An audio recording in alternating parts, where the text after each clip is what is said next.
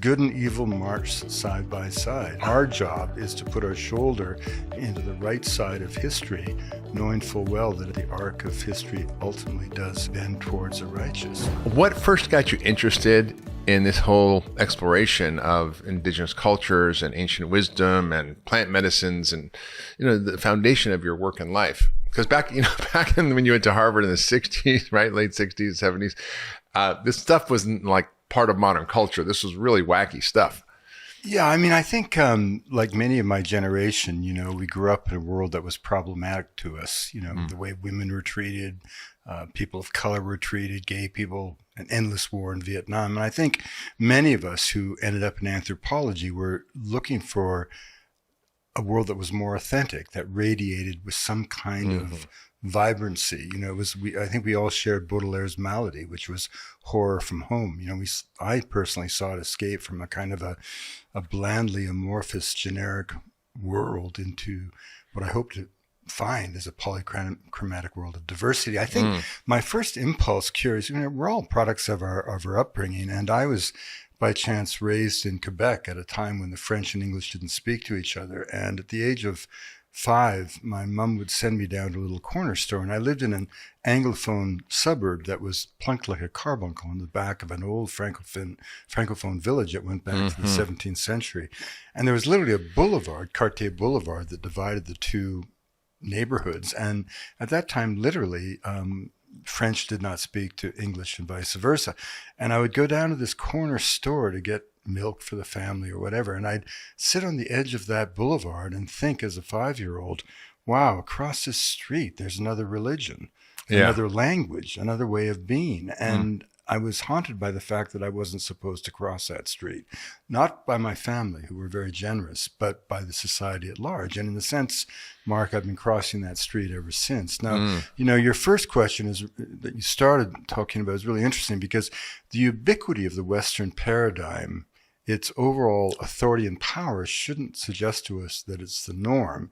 Viewed through the anthropological or the ethnographic lens, is very much the anomaly. And what I mean by that is, we liberated the individual from the collective. That was a sociological equivalent of splitting the atom. But that also cast the individual adrift without the comfort of community. At the same time as we tried sincerely to liberate ourselves from the tyranny of absolute faith, the gesture that birthed the Enlightenment and the scientific medicine that gave us allopathic medicine and the genius of science.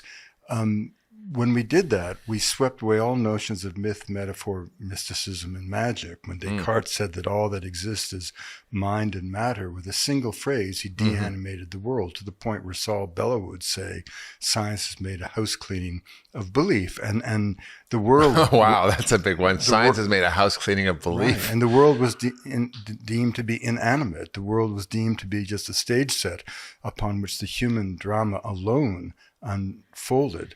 And that is very different than the way most cultures around the world view their relationship with the natural world. Theirs is not an extractive model, but rather a reciprocal model, some basic iteration of a fundamental and obvious notion that the earth owes its bounty to humans, but humans in turn owe their fidelity to the earth. Now, these metaphors are important because they determine how we live. If you were raised, for example, in New York, to believe that a mountain was a pile of rock ready to be mined, you're going to have a different relationship to that mountain than a godchild of mine in the mountains of Peru, raised to believe that mountain is an Apu deity that will direct their destiny. It's almost as we've sort of focused on the outer world, and a lot of these cultures have focused on the inner world and the exploration of that. And they've been advanced in technology of the mind as we have been in the technology of the world. Well, that's why Mathieu always uses the term science of the mind, because what is science but the empirical pursuit of the truth? What is the Buddhist Dharma but 2,500 years of direct empirical observation as the nature of mind?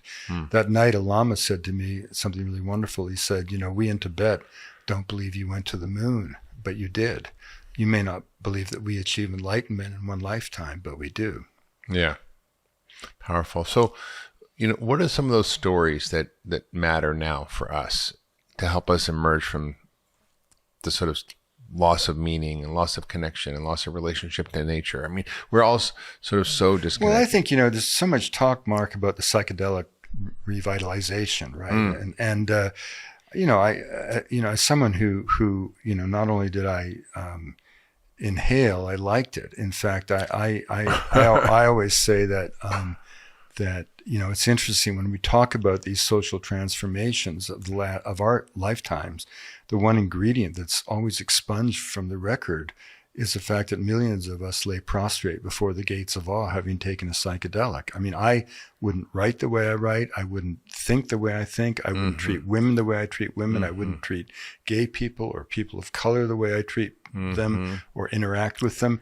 I certainly wouldn't see the natural world as I do, and I wouldn't understand the nuances of cultural relativism and the real gifts of anthropology as I do had I not taken psychedelics. This is way before they were now like in vogue. This is 50 years ago. Yeah, 50 years ago, and when I first went to see Schultes in 1974, I knocked on his door. He was, the great Amazonian explorer, mentor of Andy Weil and Tim Plowman, who were like my big brothers at the time. And I just knocked on his door and I said, I've saved up money in a logging camp. I want to go to South America like you did and collect plants. And at the time, people didn't even know where the Amazon was, right? And rather than ask me for my credentials, he just said, well, son, when do you want to go? And 2 weeks later, I was on my way. But before leaving, I remember he had one critical piece of advice. First of all, he said, don't bother with leather boots because all the snakes bite at the neck. And then he said, don't come back at the neck. And he said, don't come back without trying ayahuasca. So this was back in 1974. So, of course, I tried ayahuasca amongst other things. But my point is that much as I revere the role that psychedelics have played in the social transformations of our lifetime, and I probably come down on the side of Ram Dass and as opposed to Tim Leary or George Harrison with Ram Dass, get the message, hang up. I mean, I'm sort of in the school that, I'm not sure how much psychedelics can teach us if you use them again and again and again. I'm not sure how much more there is to be learned. I tended to be someone. They open the door, you can see. You walk through, Yeah. And of course, all the early pioneers spoke in those terms, set and setting. The set you bring the experience, the setting in which you take the substance. But I'm definitely of the school that believes that these are true medicines. Yeah. No, I've definitely had a similar experience to you. It really shaped, as a young man, my view of my relationship to myself, to the natural world, to the human culture that I lived in. And it really, once you see it, you can't unsee it. Yeah. Well, I mean, I think it's sort of like, I didn't take a course in biology till third year of university. And then I found Schultes and I found the Amazon. And I often look back and think how lucky I was that I found that, because, I mean, it's kind of astonishing. You would never think that you could go through university and graduate if you didn't know the difference between a photograph and a painting. And yet we graduate students all the time who don't know the formula of photosynthesis, right? The fundamental formula of life. I mean, I don't think you should be able to run for political office if you don't know that formula. I mean, the very fact that carbon dioxide and water sparked by photons of light gives us carbohydrates, our food, and oxygen, our air. Yeah. I mean, this is biblical verse, if you will. It is. I mean, we are so intertwined and we think we're so separate. Yeah, and if all the plants died on the planet, we'd be dead pretty quick. When I was at Harvard, the night that I actually figured out the Krebs cycle and photosynthesis and all the pathways, I just went berserk. I was like so ecstatic. I actually was rushing from student to student and kind of screaming at them in the library. Do you know how this works? And I actually got escorted out by security. I think I'm probably the only student ever kicked out of a library at Harvard for pure kind of intellectual ecstasy. It's amazing. I think it reminds me of what Einstein said. He said, I'm not interested in the spectrum of this or that element. I'm interested in the thoughts of God. The rest are details. And what you're talking about when you talk about photosynthesis and the Krebs cycle, how our mitochondria create energy from oxygen and food, there ain't one intertwined cycle. Well, it's so funny because Suzanne Simard is wonderful. She's at UBC. And I remember when she first presented her work on mycelia, it was at a very obscure little gathering and no one seemed in the audience to grok how significant it was, but I went right up to her and I said, Suzanne, you're going to change the world. And she has. Around mycelia. Mycelia in general, not psilocybin. No, just her work in understanding the mycelia. underground networks so of we're mycelia understanding how plants work in very sophisticated ways. But I only say that because back in the 70s, when we didn't know some of these things, a book came out called The Secret Life of Plants. That made a big deal about plants responding to Mozart and everything. And they have 20 different senses. They have more senses than we do. Well, at the time, Tim Plowman, who was a great musician, great poet, and certainly a great botanist, he hated that book. He just hated it. And he used to say, why would a plant give a shit about Mozart? And even if it did, why should that impress us? They can eat light. Isn't that enough? They can eat light. Yeah, that's true. That's amazing. They transmute light into energy. In other words, yeah. I mean, I think biology is just so extraordinary, and it's, certainly, I think how close I came to not studying it. I find it haunting. And ethnobotany was your PhD thesis, which is ethnobotany is more of a description than an academic discipline. It's looking at the world through the lens of plants, and particularly how people use plants and how plants are important to people. And, basically what happened to me, these things are so accidental. I mean, how life unfolds. It's true. I call it notes from God, not necessarily accidental. Coincidence. I was, people say, how did you end up going to Harvard? And, the truth is I used to fight forest fires during Vietnam, and our fire camps, I was 15, and our fire camps were full of draft dodgers. And we were these obedient Canadian lads. And one of these American draft dodgers would tell our bosses to piss off. It was irresistibly charismatic. And one of them had the Life magazine with the Harvard student strike of 1969 on the cover. And I thought, well, that's got to be the college to go to become cool like these Americans. So I applied, not really even knowing anything about it. I got in, and my parents didn't have the money to go to Boston from Vancouver, So I got to Boston, and I realized I'm at Logan Airport with a big trunk. I don't know where Harvard is. And I saw this character with a Harvard T-shirt on. I thought, well, he's got to know where it is. He didn't know either. That was before GPS and he didn't know. Google so Maps. I dragged my trunk through the subway, got to Harvard Square. It was crazy. And then I realized my mother had made a mistake, and the dorms weren't open for a week. So I had no money, and I dragged my trunk until I hit a church, knocked on the door, and a pastor opened it up. And he kindly welcomed me, and I fell in love with America. But he was also a war resistor, and his basement was full of kids about to flee to Canada. So I got completely it's like radicalized. the Underground Railroad almost. Totally radicalized. Spent my first year at Harvard making trouble, including the last university-wide student strike. And then the day to declare your major was the next day, and I hadn't given it a thought. And I just by chance walked through the Peabody Museum of Ethnology for the first time. I came out into the light of spring, saw an acquaintance. I said, Stuart, what are you going to major in? He said, anthropology. And I said, what's that? And he said, well, you read about Indians. And like Forrest Gump, I said, that'll do.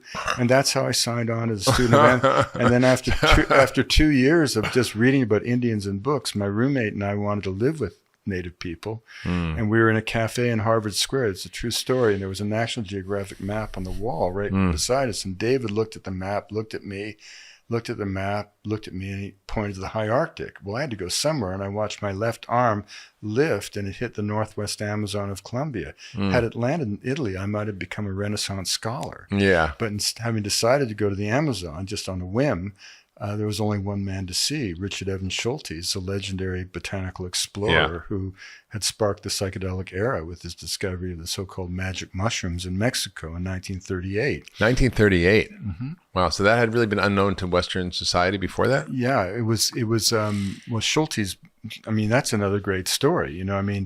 Schultes was a young pre-med student from East Boston.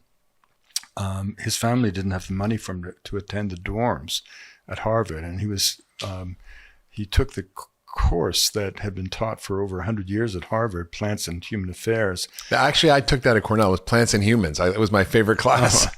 Well, but in this class, they used to get drunk all through Prohibition because the professor disliked the government. But when it came to the plants that were then known as the Fantastica, they had to do a term paper or a book report. So Schultes races to the back of the hall to get the thinnest book possible. He's got so much other homework, and puts it in a satchel and goes back to East Boston. And that night, botanical history was made, because that book turned out to be the only monograph available in the English language that described the stunning pharmacological effects of peyote. Henrik Kluver. And Schultes read throughout the night of these visions of orb-like brilliance, and he went to his professor the next day and said, I have to know this plant. And that was the beginning of Schultes' quest. And that summer, he goes out to Oklahoma Territory, and 4 to 5 nights a week takes peyote, and he comes back to Boston a new man. And then he sets off on this mystery of Tehuantepec and Ololuiki. And that's a story right out of Indiana Jones. So he didn't know there was psilocybin in Mexico. He went to Mexico? No, what happened is he was studying peyote. And at the time, there was a prominent anthropologist at Smithsonian called Safford, who said that this legendary Tehuantepec, which in Nahuatl means the flesh of the gods, it was reported as a drug by the early Spanish chroniclers, but no one knew what the botanical source was. The early Spanish chroniclers actually sort of experienced the mushrooms. We don't know if they experienced it, but they chronicled almost everything. They were very good observers, very good scientists, and they reported Tehuantepec as a sacred plant, right? And obviously the church was drawn to anything like that in order to destroy it, right? Mm-hmm. And Safford had maintained that Tehuantepec was in fact peyote. And Schultes didn't believe it, but he had no evidence until he was in the National Herbarium, found a plant specimen which had a note attached to it by an obscure German engineer called B.P. Rako, addressed to the former director of the National Herbarium, a man called Dr. Rose. And the note said, Dear Dr. Rose, I understand your man Safford says Tehuantepec is peyote. It's not. He's an idiot. It's a mushroom. I've seen it. Yours sincerely. And so Schultes, having just jumped off a Greyhound bus from Tulsa, leapt on another one from Mexico City and hooked up with Rako, who turned out to be an ardent Nazi. And this is 1938. And together they move into the mountains of Oaxaca to Huautla, to the Mazatec community, and begin the search for Tehuantepec. Meanwhile, there was another team led by Bernard Bevan, who was British Secret Service, also looking for it. So in this kind of scenario right out of Indiana Jones, you had these two sides looking for the origin of this ancient Aztec hallucinogen, and Schultes was the first to collect specimens. It seems like these cultures all around the world have used these plants, No, actually what's fascinating is that they don't use all these plants. What's really interesting is that of the 120 or more hallucinogens identified from nature, 95% of them are from the New World. Not because the forests of Ecuador, West Africa, or Southeast Asia are depauperate, but people there had other roots to the divine.